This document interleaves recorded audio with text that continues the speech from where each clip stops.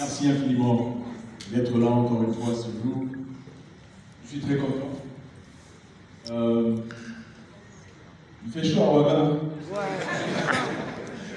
Vous ne le remarquez peut-être pas, mais ça justifie peut-être pourquoi les Ouagalais sont chaleureux.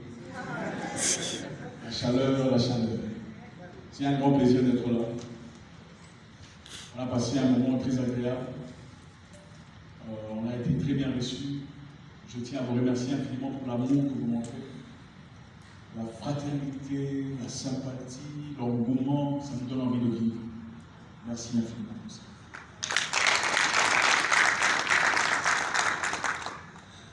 Nous avons toujours les mêmes problèmes, les mêmes difficultés. Qui a des problèmes ici? Tout le monde a des problèmes, quoi. Mais où sont les autres? Bon, on s'y attendait. Vous savez, beaucoup sont élus, beaucoup sont appelés, mais très peu sont élus. Merci d'être là, merci d'avoir fourni l'effort, merci d'avoir, peu importe la situation, fourni l'effort nécessaire pour vous présenter aujourd'hui. Je vous le disais l'autre fois, tout le monde veut une vie bien. Tout le monde veut avancer, tout le monde veut progresser, tout le monde veut de l'argent. Mais très peu sont prêts à payer le prix pour y arriver. Tout le monde dit, je veux une situation bien longue. Je veux être bien, je veux avoir une voiture, je veux avoir un business qui fonctionne. Mais très peu sont prêts à faire les investigations nécessaires. Tout le monde dit, ah, les gens sont jaloux de moi, j'ai ouvert mon histoire et personne n'est venu. Mais très peu veulent se poser la question de savoir pourquoi ils viennent. Mais c'est moi le problème. Pourquoi ça a changé? Pourquoi ça a commencé bien? Et après, il vient. Pour la plupart des personnes, c'est toujours les autres problèmes. Donc aujourd'hui, moi, je vous acclame pour l'effort que vous fournissez. Je vous considère comme la goutte d'eau qui tombe sur la brique, répétitivement, répétitivement, répétitivement.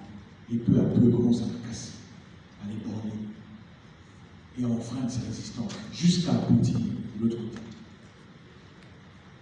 La vie n'est pas un sprint. La vie est un marathon. Ce n'est pas un sprint. Beaucoup de personnes pensent qu'il faut commencer là pour finir là. Ce n'est pas vrai. La vie est un marathon. Et dans un marathon, il faut savoir conserver son énergie. Si vous commencez vite, vous allez passer tout le monde, n'est-ce pas? N'est-ce pas? Oui. Est-ce qu'on est ensemble? Oui. N'est-ce pas que vous allez passer tout le monde si vous commencez vite? Oui. Mais après 10 minutes, qu'est-ce qui se passe? Ah, on est fatigué. La vie est un marathon. Donc vous êtes les marathoniens. C'est vous qui persistez. C'est vous qui avancez. C'est vous qui gagnez. Aujourd'hui, l'objectif est de partager, d'échanger de cœur à cœur. En tout cas, sans barrière. Espérons que chacun retienne quelque chose. Je suis venu, l'une des raisons pour lesquelles je suis très content, mais bon, il y a quelques soucis quand même. Il y a eu quelques manières, je vais expliquer. Donc, je voulais voir la tombe du grand, le great Thomas Sankara. Je n'ai pas pu, malheureusement. Je n'ai pas pu malheureusement le faire à cause de madame l'organisatrice. Donc si je ne parle pas beaucoup, c'est à elle qu'il faut en vouloir. J'espère pouvoir le flatter bientôt, aller le recueillir et saluer son existence et tout ce qu'il nous a transmis comme message et comme identité.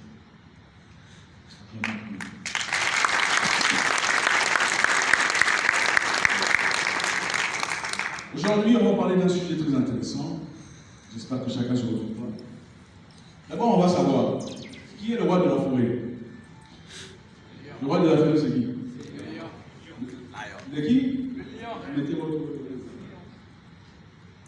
Le roi de la forêt, c'est le lion. Qui est contre? Contre 1, contre 2. Contre. Qui est contre? 3. Contre 4, 5, 6. Qui est pour 7? Qui dit que le lion est le roi de la forêt? Levez la main.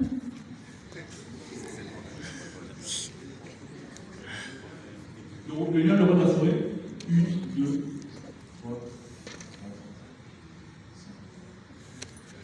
voyez comment j'ai passé le tomber ici. Le lion est considéré le roi de la forêt, n'est-ce pas? On va acclamer pour lui. Le cerveau est très dangereux. Le cerveau est très dangereux. Le cerveau est très dangereux. Dieu nous donne quelque chose à chacun. Ok? Nous ne sommes peut-être pas égaux. La vérité, les humains ne sont pas nécessairement égaux. Mais nous avons tous quelque chose. Le cerveau. Le cerveau, c'est la pierre précieuse. Quand vous demandez au Créateur, vous priez, vous dites, donne-moi une situation de vie, je vais avoir une maison, des grosses chaises, tout ça. On oublie une chose, Dieu ne crée pas des chaises. Dieu ne crée pas des tables. Dieu crée des âmes. Et il vous donne un cerveau. C'est votre cerveau qui transforme l'âme.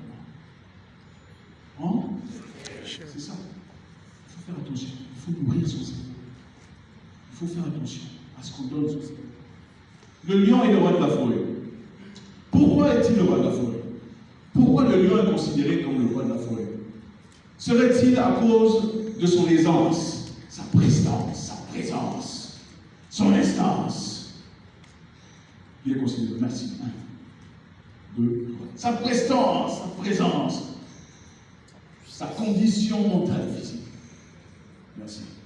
Qui est 7? Qui est contre?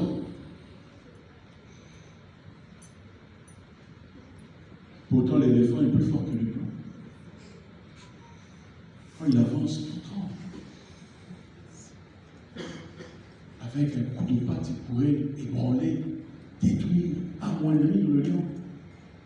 Mais il n'est pas considéré comme, à 9000 km, il n'est pas considéré comme le roi de la forêt. Le lion serait-il alors le roi de la forêt à cause de son intelligence, sa capacité de gérer ce qui se passe autour de lui? 1, 2. Son intelligence, 3, 4, 5, 6, 7. Qui est contre? Pourtant, le serpent est plus intelligent que lui. Même l'éléphant, sa mémoire est plus adaptée que la mémoire du lion. Mais il n'est pas considéré le roi de la forêt. Je vois venir. Pourquoi le lion est le roi de la forêt? Ses dents? Ses dents? Sa capacité de mordre et de tuer? Le lion est le roi de la forêt à cause de sa capacité de mordre et de tuer. Où êtes-vous, s'il vous plaît? Réagissez. Oui ou non? Non. Ok. Pourquoi?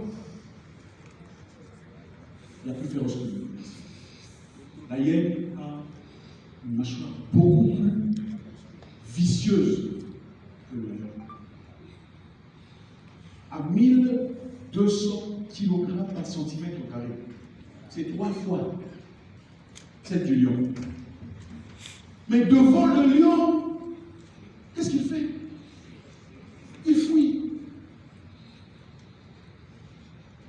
Alors pourquoi le lion est le roi de la forêt? Pourquoi est-il le roi de la forêt? Le lion serait-il le roi de la forêt à cause de sa hauteur, sa grandeur? La girafe est plus grande. Son poids, l'hippopotame est plus grand. Le lion est le roi de la forêt à cause de son attitude. Il sait qu'il est là. Quand il avance.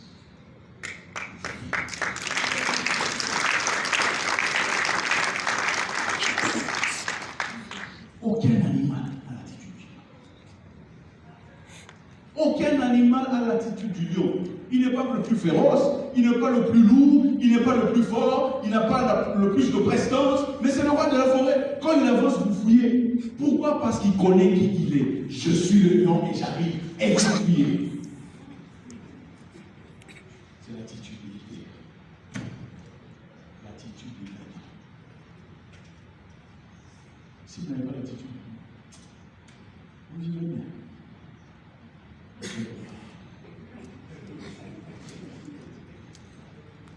Et vous direz, celui-là est orgueilleux, il est prétentieux, il se prend pour qui? Or, une personne qui a des difficultés personnelles, qui n'est pas très sûre de soi, rencontre une personne qui a confiance en soi. n'est pas le ce qu'il dit.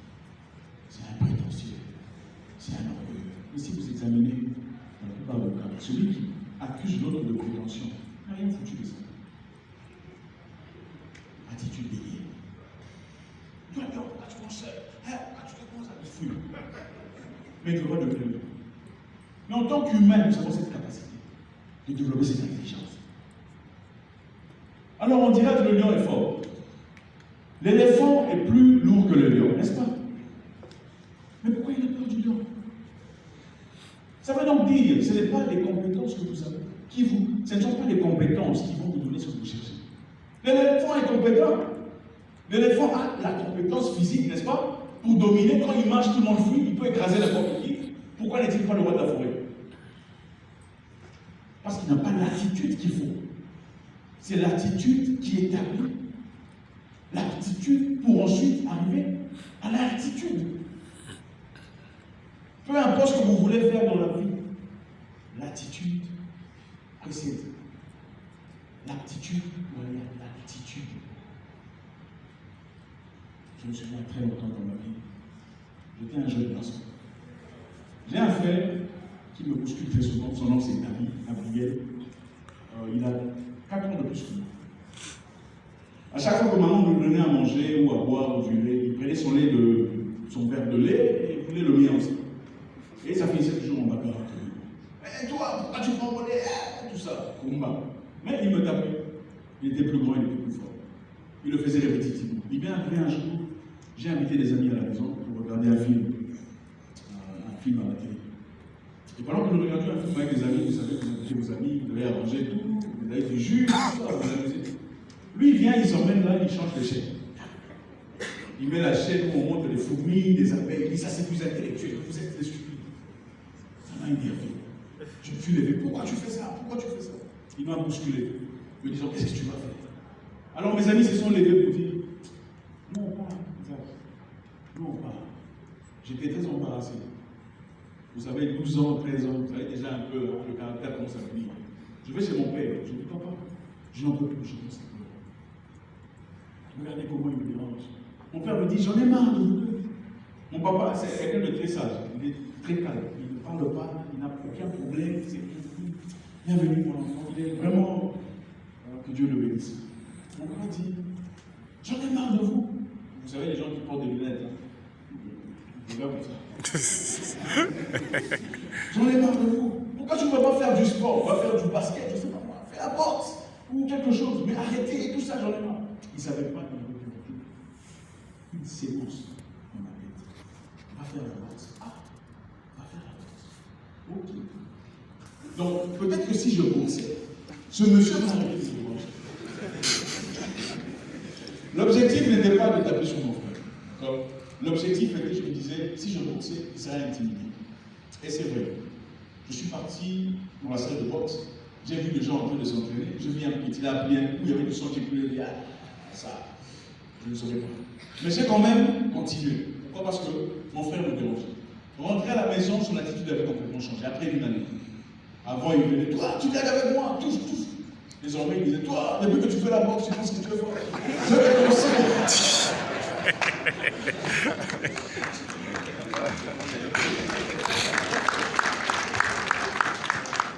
Toi, tu as mangé ma nourriture. Encore une fois, tu sais, maman, je l'ai lancé, mais ça va. Mais moi, il me touchait. Ça avait marché. Peu à peu, on me demandait, viens boxer en amateur. Parce qu'avant de devenir professionnel, dans les sports professionnels, souvent, il faut commencer amateur pour aller devenir professionnel. C'est comme ici, je dirais, avant d'aller jouer à Barcelone, par exemple, un footballeur burkinabé, il peut peut-être jouer à FS Ouaga, c'est ça, pour aller peut-être finalement à Barcelone ou Marseille. Alors, moi, je n'ai pas eu cette expérience amateur que je pouvais avoir, parce que beaucoup de boxeurs font 100 combats amateurs avant de devenir professionnel. Quand on devient professionnel, les amateurs, on les paye pas. Les amateurs, c'est qu'on vous donne des médailles, tout ça, champion des médailles. Mais les professionnels, là, on vous paye, vous commencez à créer des managers, il faut payer. Les États-Unis qui vous volent votre argent, c'est pas bref, ça c'est une autre histoire. Donc, on m'appelle, viens boxer. Je ne voulais pas aller parce que ça n'était pas vraiment dans mon cœur. J'avais l'aptitude, j'avais la force physique. J'étais petit, mais j'avais la force. Mais je n'avais pas l'attitude à l'époque. Après un moment, pour ceux qui connaissent mon histoire, je suis allé dans un pays étranger à cause des difficultés qu'on vivait. Il y avait la guerre, et je voulais partir en France. Mais comme on ne pouvait pas partir en France, faute de visa, on ne donnait pas de visa à l'époque, il fallait que je parte dans un autre pays africain pour chercher à avoir un visa Schengen et aller en France. Arrivé dans ce pays, la première chose que je fais, bon, je me fais agresser par des gens le soir. Vous savez, vous avez grandi, vous avez 20 ans, des muscles, tout ça. Les gens viennent, ils n'ont rien fait. Ils ont sorti un fusil. On a sorti le fusil, on a dit bon, donne tout ce que tu as. J'avais de l'argent, j'avais d'autres choses, j'avais des clés, j'avais beaucoup de choses. J'avais aussi mon passeport. Ils ont seulement pris mon passeport. Le seul passeport avec lequel je pouvais avoir un visa. Et j'ai beaucoup pleuré. J'ai beaucoup pleuré, j'ai dit pourquoi Dieu tu m'as fait ça. Hein? Je suis venu ici cherchant à partir. On me dit viens dans 2 semaines tu auras ton visa. Maintenant mon passeport est parti. On ne pouvait pas sortir le passeport. J'ai pleuré. J'ai pleuré. On dormait par terre dans une maison de 2 chambres. Il y avait 25 jeunes, s'il vous plaît. Et tout le monde filmait du chambre, sauf nous. Et quand on mangeait sexuellement du poulet bouilli. Du poulet bouilli avec le foufou. Je ne sais pas comment on appelle le foufou. Ici, c'est le maïs. Voilà. Poulet bouilli, s'il vous plaît. 25 jeunes. Et quand on fumait, chacun, on s'asseyait comme ça. Comment vous appelez ça? On cercle, on met la nourriture au milieu. Et puis chacun fume. Il passe à l'autre. Il passe à l'autre. On n'avait nulle part où aller. J'avais nulle part où aller. C'est là qu'on m'avait emmené. Et quand on me donne à moi, je dis non. Tout le monde s'éclate. Hé, toi, sors, c'est qui? C'est qui le petit? Et les causeries étaient quelque part. Chacun parlait de sa vie. Chacun parlait de sa vie. Là, moi, je disais, je veux devenir quelqu'un dans la vie. Je veux commencer à voyager. Je veux ouvrir des entreprises. Je veux bâtir une maison pour ma mère. Je veux faire ceci, je veux faire cela. Et tout le monde se regarde, toi, non, c'est pas arrêter. Viens seulement faire ton boulot de sécurité ici et puis après ça. Chacun parlait de sa vie. Il y a un monsieur spécifique, Philippe, qui disait, moi je ne veux rien de plus. Ah, je suis humble. Moi je veux simplement avoir une chambre à moi-même, donc dans la maison de quelqu'un. Je veux louer une chambre. Je veux un grand lit et je veux une télévision plate. Je ne veux pas aller là où vous voulez là. Vous voulez faire l'humilité. Aujourd'hui, nous sommes en 2021. Philippe vit dans une chambre de quelqu'un avec un gros lit et une télévision pour lui.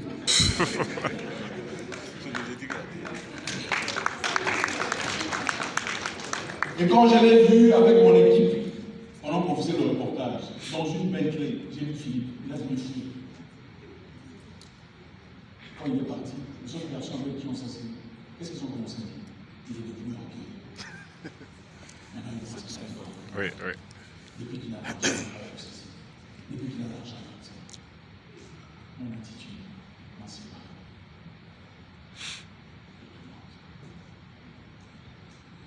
Ce que vous dites à vous-même, c'est ce que vous dites. La réalité, c'est ici. Nous sommes chacun ici le fruit de ce que nous sommes.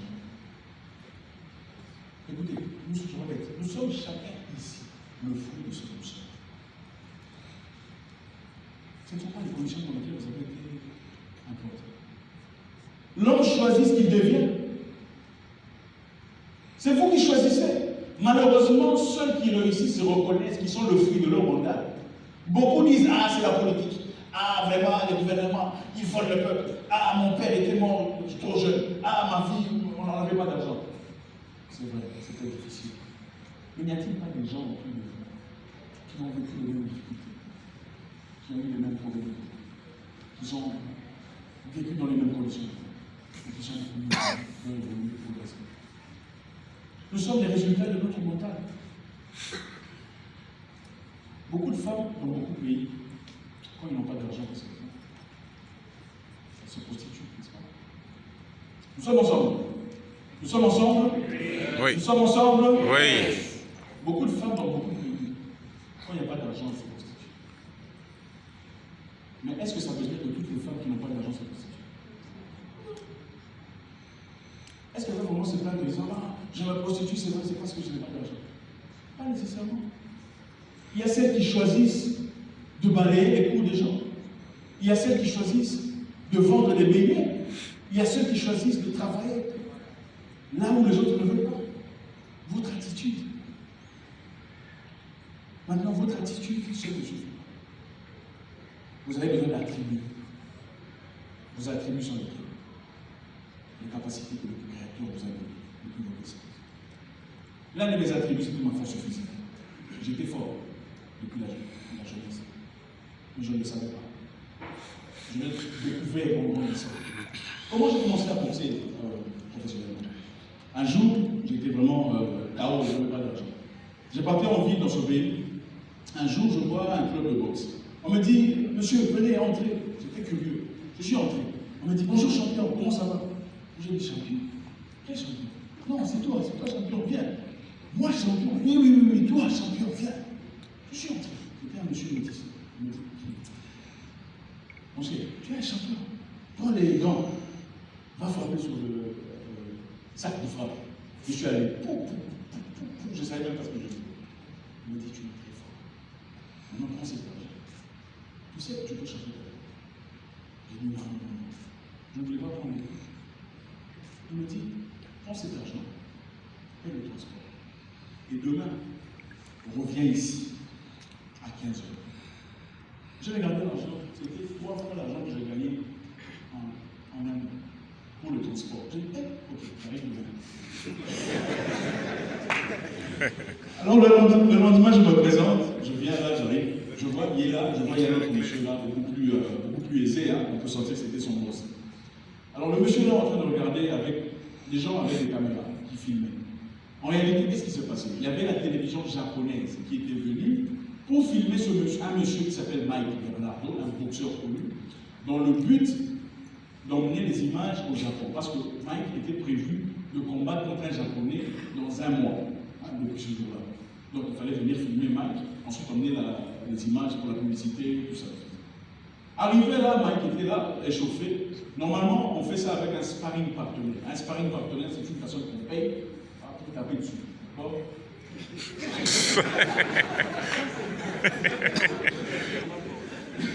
Les sparring partenaires sont souvent des gens, des professionnels qui n'ont peut-être pas eu la chance de vraiment devenir des élites, mais qui acceptent qu'on je vais travailler pour toi, tu me payeras, tu vas me taper dessus. Ce jour-là, le sparring partenaire n'est pas fait.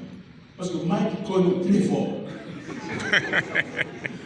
Mike, c'est un grand gabarit, très grand, je crois, 1m97, 117 kg.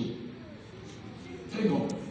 Un blanc très fort. Alors, j'arrive là, on attendait le monsieur arriver, le monsieur n'est pas venu. Alors, j'étais là. Son manager dit, mais la télévision est là, qu'est-ce qu'on va faire? C'est garçon les équipes, monsieur. On m'appelle. Il dit, bon, écoute, est-ce que tu peux m'envoyer juste faire 3 rounds, hein? Ça ne sera pas dur, mais t'en fais pas. Moi, je suis là, on ne peut pas te taper dur. Moi, j'ai fait comme ça. Il dit, bon, 1000 $.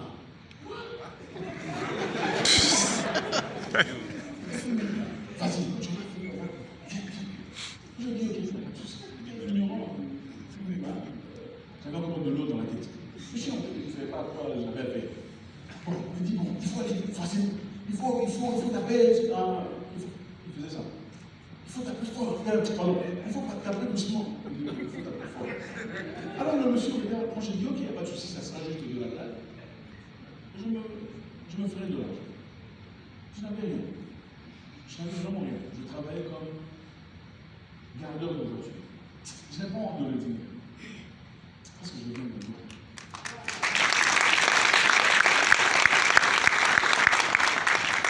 Donc, j'ai gardé les voitures des gens profitaient de leur voiture, et moi j'étais là dans le coin, j'ai parti de leur voiture. J'étais un grand magasin, on dit un boss, avec votre propre. Moi j'ai dit, bonjour boss, regardez votre voiture. Il ne répond pas, Je suis donc resté là à regarder les voitures, mais à la fin, quand il revient, bon, on te donne des pièces, hein, des pièces. On ne faisait rien, c'était pas de l'argent. Il m'est arrivé d'ailleurs une fois, un monsieur là jeune, très beau, très grand, avec sa copine, qui me dit, bon, regarde ma voiture. Ils sont entrés, c'était à 17 h. Ils sont sortis à 4 h du matin, c'est lui que j'ai dormi. Maintenant, quand il revient, j'ai dit, ah bon, merci, bon, j'ai attendu, rien ne s'est passé. Regardez ce qu'il a fait. Il est entré dans la voiture, il a fermé, il m'a regardé comme ça. Ça me fait très mal. Donc, nous étions avec Mike dans le film. La télévision en train de faire. C'était mon opportunité. Pour rien, nous arrêtons là. Préparation, opportunité. Je n'avais pas de combat, mais je courais, je faisais du sport. J'étais fort. Mon opportunité, c'était ça. Mike a commencé. Oh! J'ai dit non, monsieur. Je rentre fini. Je dis à l'entraîneur, est-ce que tu peux me dire un peu doucement parce que là. Il dit non, t'as fait mal, t'en fais pas. Alors l'entraîneur va souffler la main. Moi j'ai compris que leur objectif c'était quoi? Ils voulaient me faire un chaos pour impressionner le public japonais et demander plus d'argent pour le combat. Alors la victime c'était qui? On fait $1 000 pour te tabasser, il faut faire des dizaines de millions de dollars. Le deuxième round commence. Le monsieur vient comme si c'est moi qui avais tué sa mère.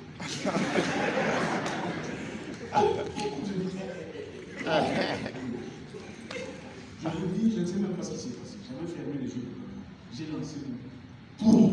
Il est tombé par. C'était un choc.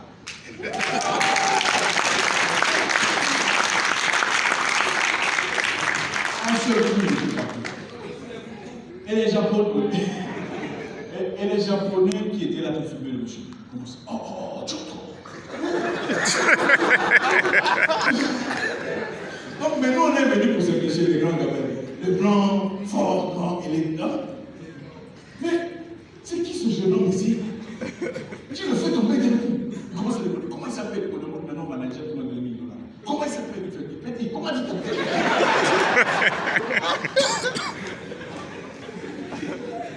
Je m'appelle ça. Quoi? Ça n'a rien.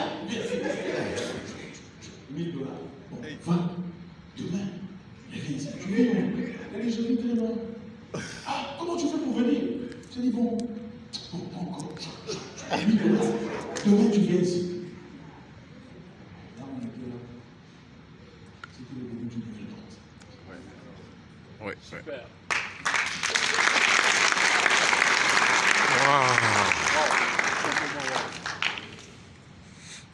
Venir vivre dans cet endroit était bien, parce que c'était une salle qui avait un appartement qui permettait. C'était vraiment bien. Donc j'ai quitté la maison, on dormait par terre. On dormait par terre, on mettait la couverture parfaite, vous vous allongez sur la couverture, et vous tirez la même couverture comme ça, vous dormez. D'accord. Alors arrivé là, ça a été le début. Mon attitude du monsieur qui voulait devenir quelqu'un, on rentre sur l'attitude, du monsieur qui voulait devenir quelqu'un, mais n'avait pas avait l'attitude et la tribu. La tribu, c'est ce que le Créateur m'avait donné, naturellement. Mais je n'avais pas d'aptitude, c'est-à-dire la capacité de manager mon attribut. L'aptitude, c'est quand vous apprenez à améliorer ce que vous avez. Votre attitude, c'est ce que vous pensez de vous-même. C'est quand vous marchez, regardez, votre réalité, ce n'est que ce qui se passe dans votre tête. Votre attitude, c'est ce que vous pensez de vous. Vos attributs, c'est ce que vous avez comme idée, comme pensée. Votre aptitude dépend de comment vous apprenez à développer vos pensées et vos idées.